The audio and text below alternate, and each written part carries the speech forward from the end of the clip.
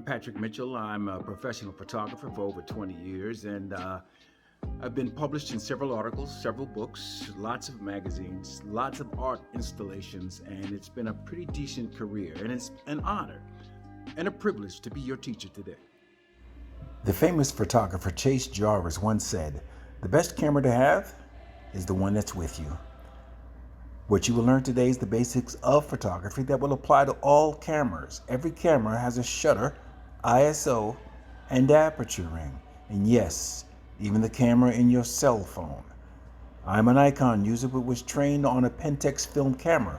What seems like a cheap camera to you could actually take award-winning pictures as long as you know these basic functions.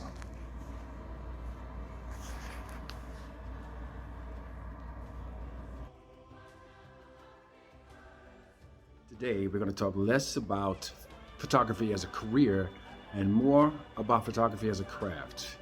Because the more you understand exposure and photography, then the career will follow. It'll take you in the direction you need to go.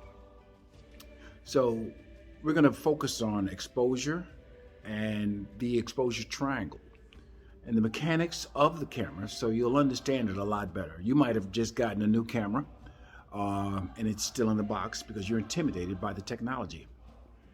Hopefully after today, you'll take it out of the box. Exposure is the amount of light which reaches your camera sensor or film. It is a crucial part of how bright or dark your pictures appear.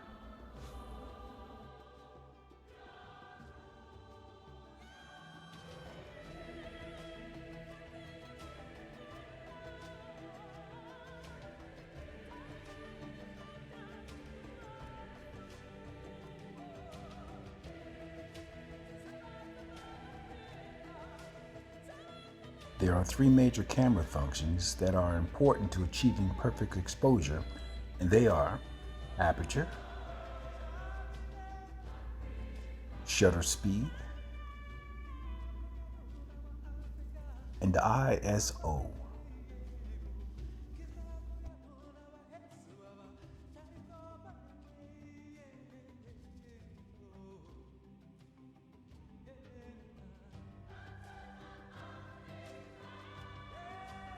The aperture ring is a flat circle with a small hole in the center.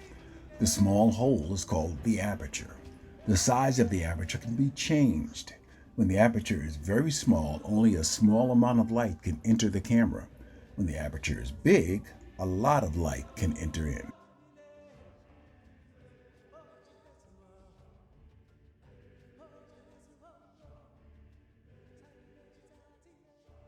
Understanding how the camera works is half the battle. So when you push the button on the top of the camera, which is what takes the picture, that button is called the shutter release. It triggers the mechanism inside the camera called the shutter.